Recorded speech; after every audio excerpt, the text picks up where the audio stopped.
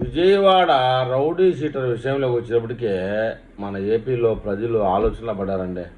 యూపీలో ఇలాంటి నేరస్తుల్ని ఎన్కౌంటర్ చేస్తే అబ్బా ఇలాంటి సీఎం మనకు ఉండాలా అనే కోరుకుంటారు. ఇలా ఉంటే బాగుంటుందని కూడా కోరుకుంటారు. సినిమాల్లో పోలీసులు రౌడీ షీటర్లని గూండాలను ఎరగదీస్తూ ఉంటే ఆహా ఓహో అంటారు. కానీ నిజ జీవితంలో మాత్రం ఒప్పుకోం. ఎందుకంటే మనకు కులాలు అవి ఎక్కువ పంచాయతీలు.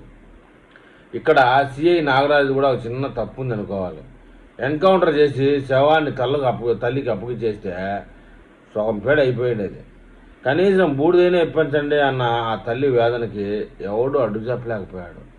ఇది ఈ పోలీసు ఎస్ఐ మటుకు తప్పే చెప్పాలి. ఎన్కౌంటర్ పబ్లిక్గా చేసేసి ఎన్నో రౌడీ షీటర్ 23 కేసులు 25 ఏళ్ళు చూసినప్పుడు వాడిని ఎవరు ఏమనలేరు సమాజంలో. కానీ ఇతను సైలెంట్గా బూడిద చేసేయడం ఎవరికీ తెలియకుండా ఇదే అతనిది తప్పు.